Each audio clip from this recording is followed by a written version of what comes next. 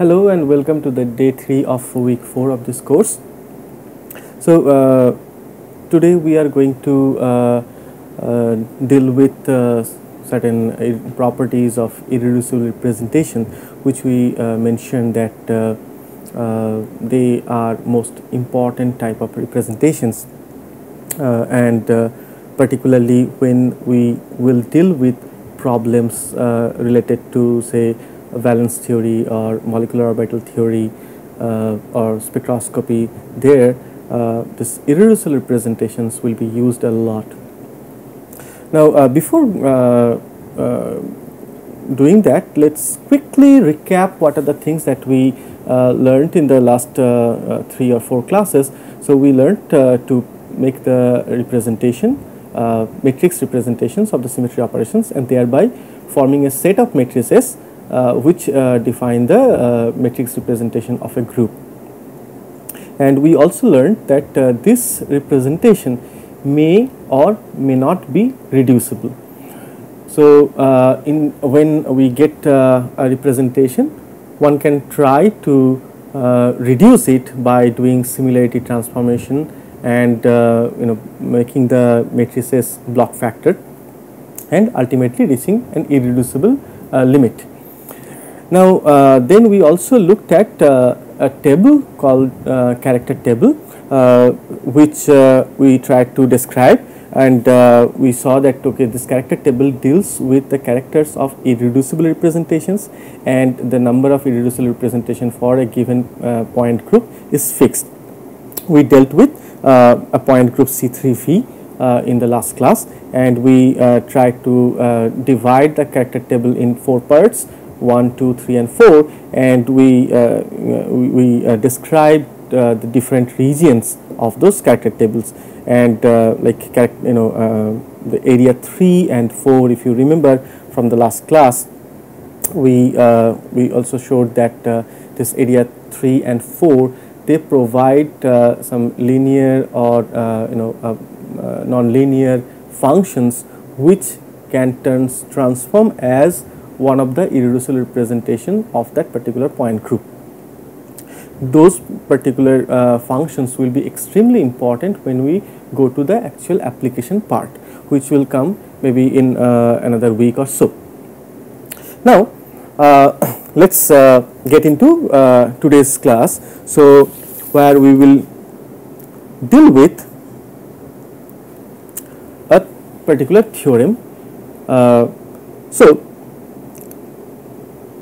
all the properties of a group representation and their characters, which are important when we deal with all these problems in valence theory or molecular orbital theory or spectroscopy, as I mentioned. Those properties can be derived from one particular theorem called the great orthogonality theorem. So this basic theorem, it concerns the elements of the matrices which constitute the irreducible representation. So this particular theorem, we will not prove this theorem, but we will just mention this theorem and then explain that, and we will try to utilize that theorem to achieve our goal, in a sense, like finding out the properties of irreducible representations. And this particular theorem will be extremely important, not only to deal with all the properties of molecule, but also using this theorem one can actually form the character table. Like when in the last class I showed you a character table of C3V, and I mentioned that these are the irreducible representations that are found that are possible for this particular point group. Now if you ask me, how can I get all this irreducible representation, or in other words, how can I form the character table? So this particular theorem will give you the ability to form the character table of any given point group. Okay, so what this theorem says, it says the great orthogonality theorem. So we will write it in short as GOT, great orthogonality theorem. Okay, so its mathematical form is given as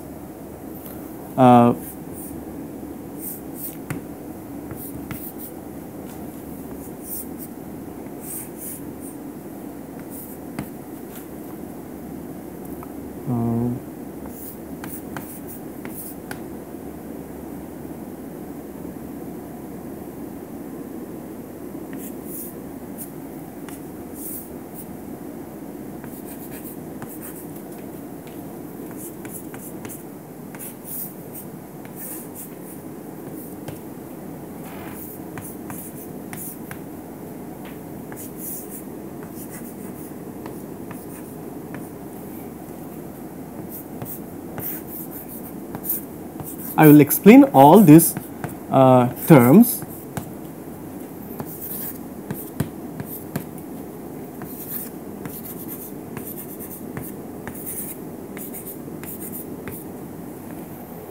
So, this is the mathematical representation of the great orthogonality theorem. So, this is an extra bracket, we do not need this one.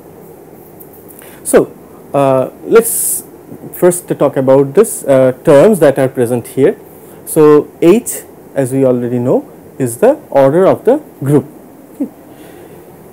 This L, I or Lj, they are the dimensions of the irreducible representation. So, what is the dimension of any irreducible representation? So, for any given irreducible representation, you have the matrix.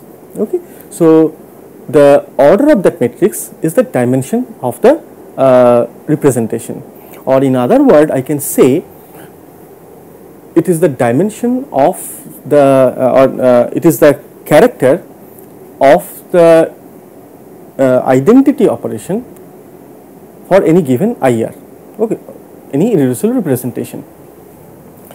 Okay, and R is R stands for symmetry operation. So, for any given symmetry operations, R will change, like R is E, R can be Cn, R can be Sn, all these things. And this gamma of R is any particular irreducible representation, and this Mn stands for a particular element of that particular representation. Which particular representation? Here it is ith representation, and this is the jth representation, right. So, in the character table we have seen that there are several different IR stands for irreducible representation. Now,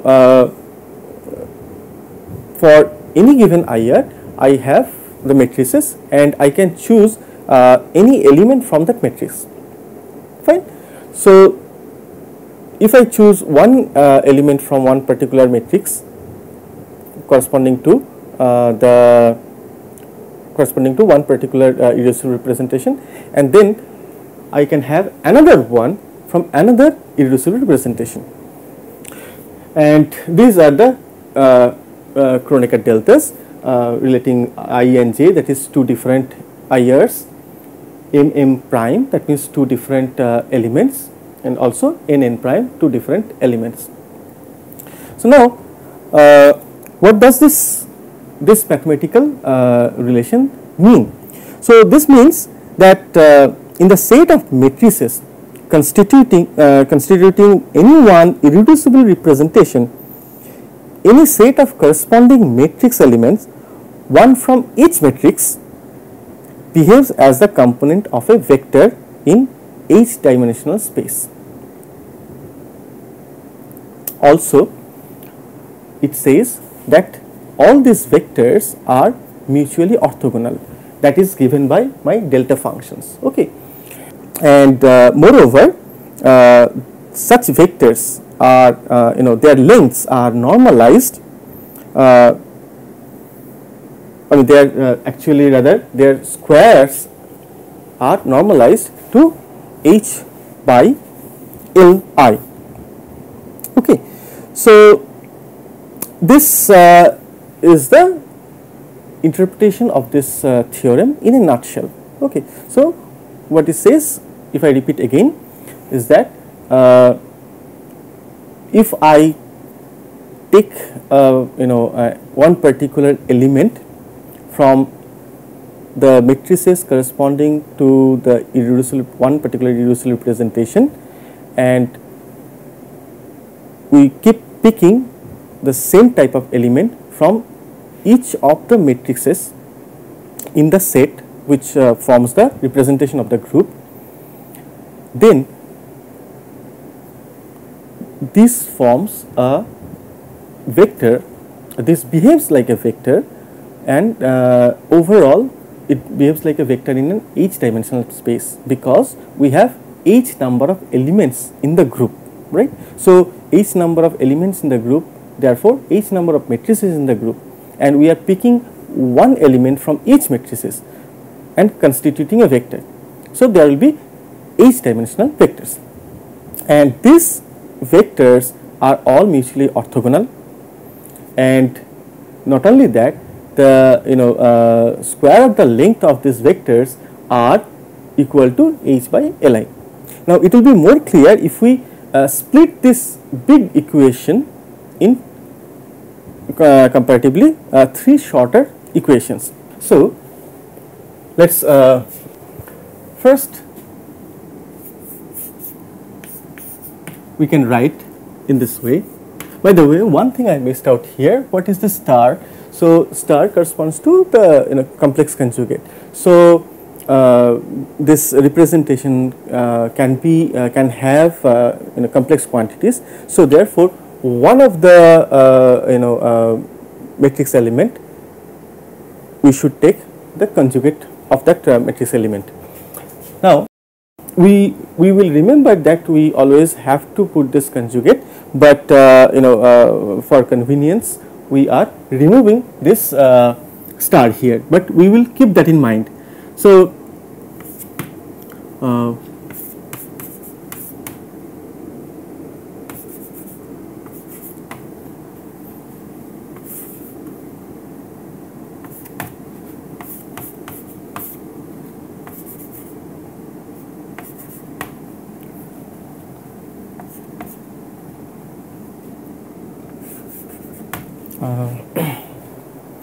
so okay, I can skip this part.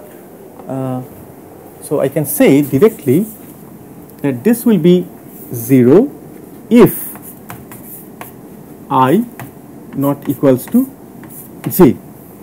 So this can be verified from here. So instead of choosing different elements, we are choosing the same particular element from each matrix.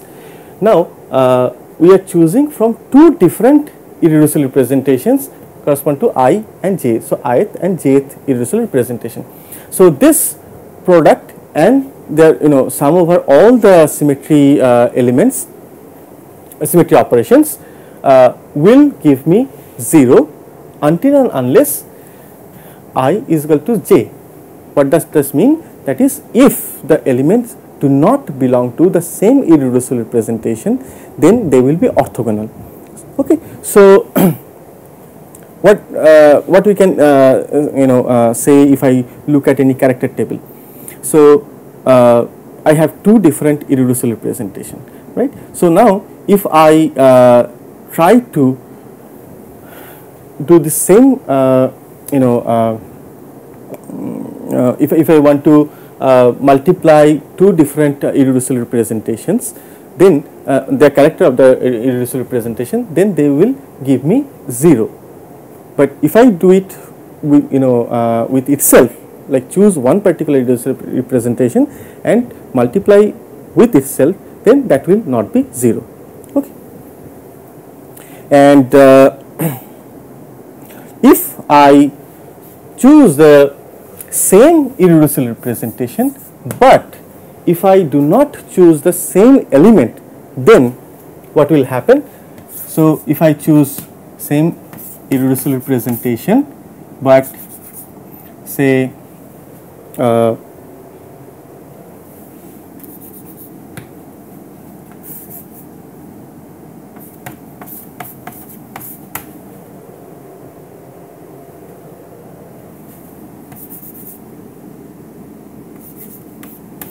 So okay, then this will be 0 until unless m equals to m prime and n equals to n prime.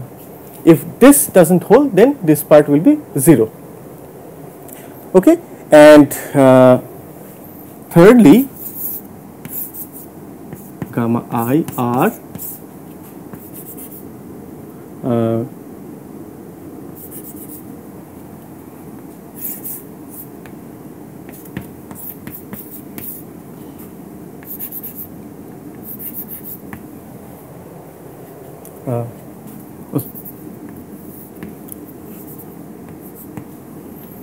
this will give me the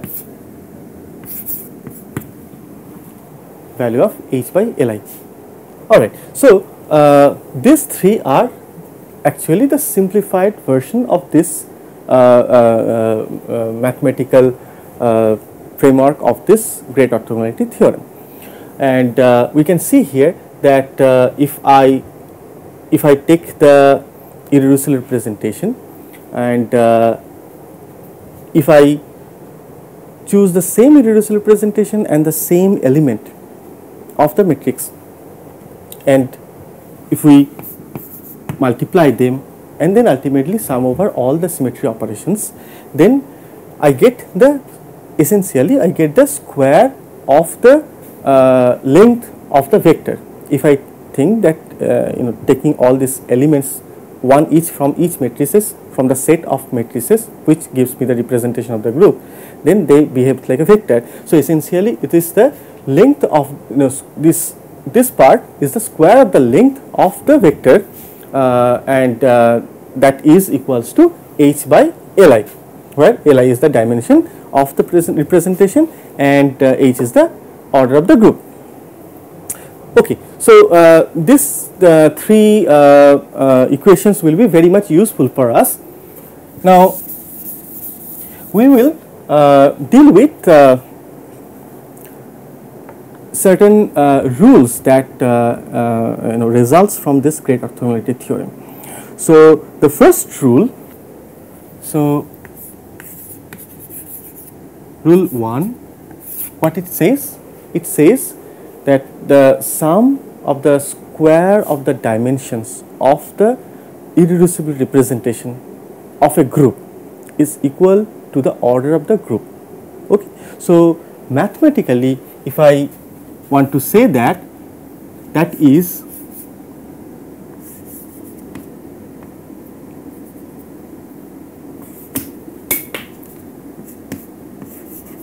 equals to this. So Li represents the dimensions. So it says the sum of square of the dimensions of all the irreducible representation of the group is equal to the order of the group. Okay, so one can prove this this particular rule, but that is pretty tedious, and we will not try to prove this one. But one thing that we can figure out from this particular expression is this, that Li, if I have to find out the Li from the character table of any particular point group, and Li means the dimension of ith irreducible representation. So how do I know that? So if we look at the character of the identity operation, okay, because identity operation will have all whatever the order of the matrix, it will have 1 as its diagonal elements, right? So therefore the sum over all the diagonal elements will tell me what is the order of the matrix, that means what is the dimension of this representation. So for example, like if I have a 2-dimensional representation, so identity matrix will give me this one, right? So this representation is a 2-dimensional representation, that means L equals to 2 here. So now if I look at the character under the identity operation, so what will be the character here? So chi of E here is equals to 2. 2 because 1 plus 1 equals to 2. So therefore, if we want to figure out what is the dimension of any given irreducible representation, then all I should do is to look at the character of the identity operation, okay, for that representation. So since this is the relation between the dimension of the representation and the character of the identity operation for that particular representation, then I can rewrite this one like this, chi I of identity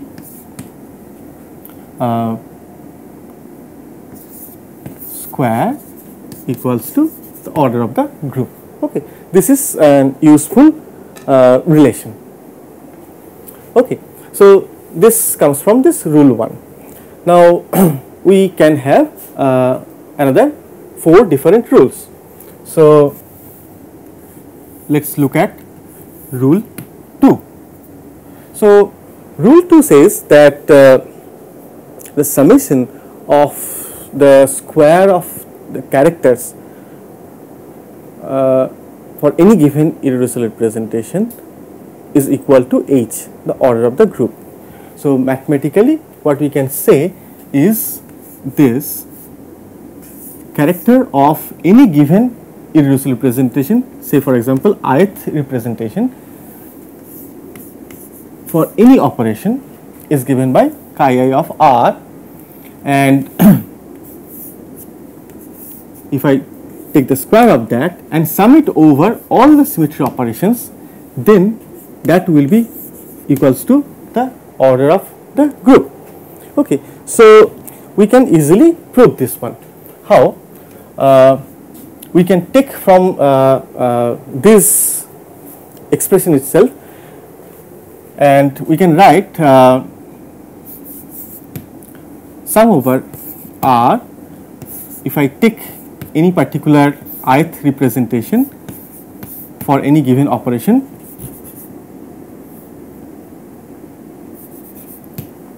and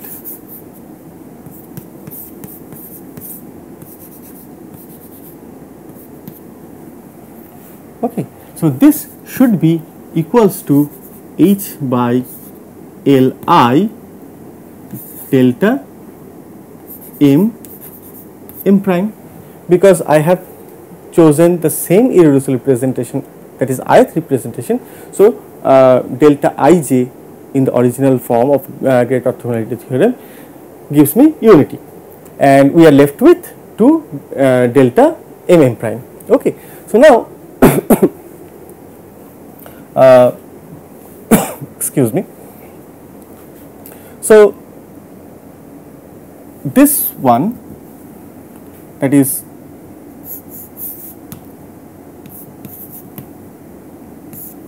chi of r,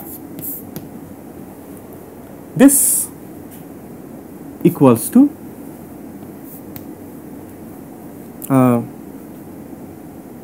okay, let me start from the other round, so that will be helpful for you. So if I sum it over m and m prime separately on both the side, then let's see what happens. So if I say sum it over m and m prime on this side as well as on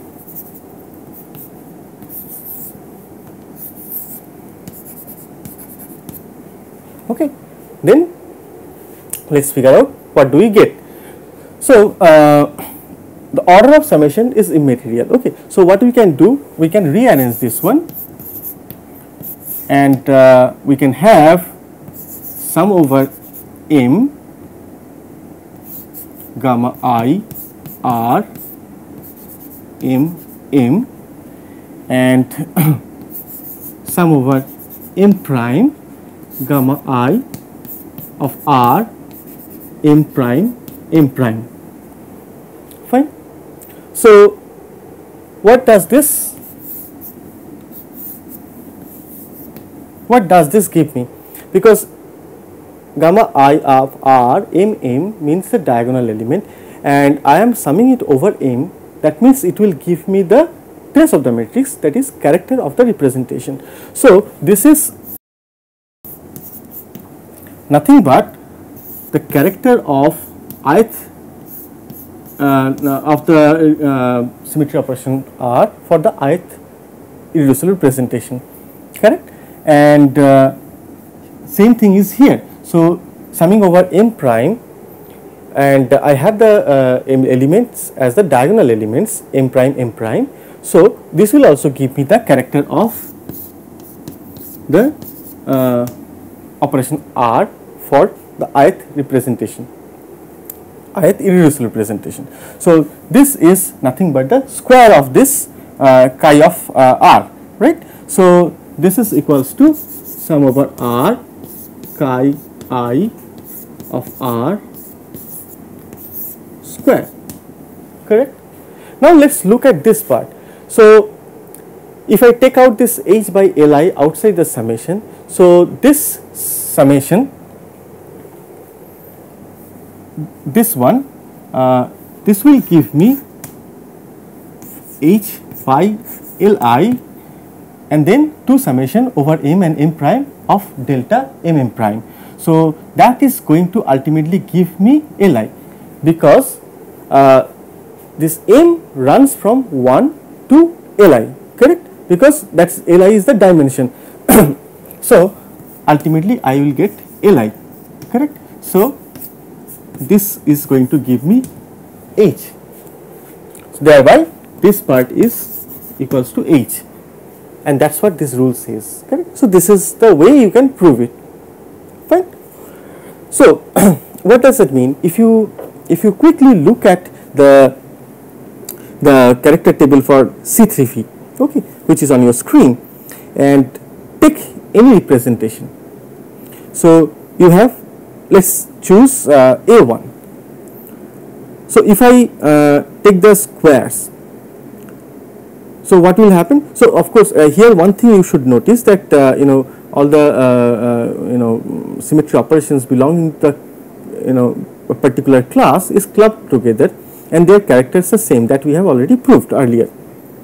So when you want to sum over all the R's, so you have to keep in mind that say for example C3 has 2 different symmetry operations, and sigma v in that class we have 3 different symmetry operations. So ultimately if I look at the irreducible representation A1, what I have, if I want to sum over all the symmetry operations, sum over all the symmetry operations, and we get 1 plus 2 into 1 plus 3 into 1 equals to 6, and order of the group is also 6. We choose another one. Let's choose the representation E. So here E will give me 2 square minus 2 into 1 plus 3 into 0. Okay. So what is the ultimate value here? So we get the again the order of the group. Okay. So that is the rule 2. Okay. So now let's go to rule 3. So rule 3 says the vectors whose component belong to 2 different irreducible representations are orthogonal. Okay. So what does it say?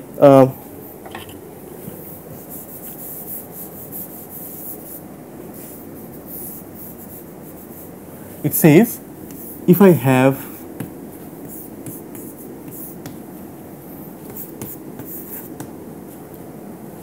if I not equals to j. Okay. So these are the characters for a given particular irreducible representation. Now if we have the characters for any given symmetry operation R, if we multiply that with another the same character for another irreducible representation J and then sum it over all the symmetry operations, I will get 0, meaning this and this are orthogonal. Okay. So, how do I prove that? We can choose here this particular part and we can slightly modify that. So,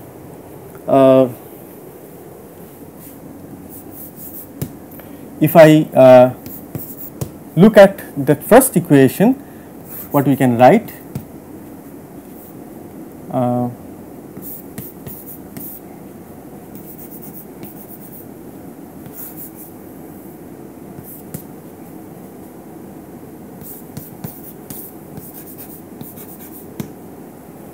okay.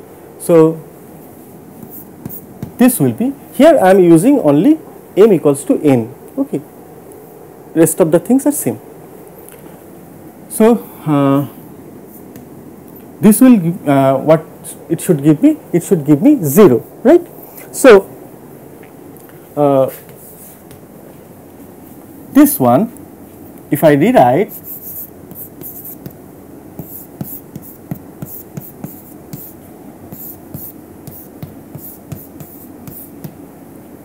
this is equal to, if you think carefully, if I sum it over m, then I get chi I of r, correct. So, if I write that,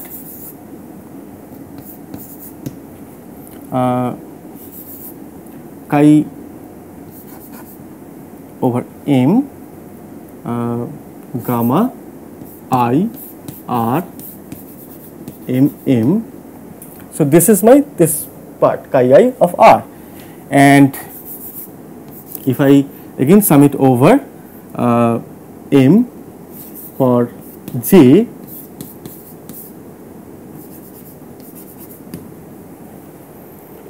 I get the character for jth irreducible representation, right. So, this part I have already seen. So, this is since we are summing over the same m. So, instead of writing this, I can club it all together, right. Now, this I have already got as 0, correct. This is exactly written here. So, this part is also 0. Only in case I equals to j, this will be non-zero.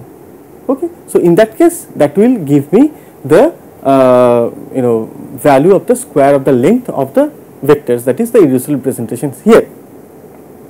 So, that is rule 3, and the rule 4 says that in a given representation, be it reducible or irreducible, the characters belonging to the matrices which form a class are identical, which we have already seen in one of the previous classes, that we saw it in a different way, that the conjugate matrices have identical characters. Now, you think about it, that is in a class all the elements are conjugate to themselves. If they are conjugate, then their corresponding matrix representations, does not matter whether it is reducible or irreducible, they will also be conjugate to each other. So, that means they are related through a similarity transformation. Okay. So, therefore, their characters will be identical, which we have already proven. Okay. And then, so this was rule 3, and the characters for all the symmetry operations belonging to a particular symmetry operations belonging to a particular class are identical. So, with this we will stop here, and we will continue with the other rules that are corollaries from the great orthogonality theorem in the next class. Thank you.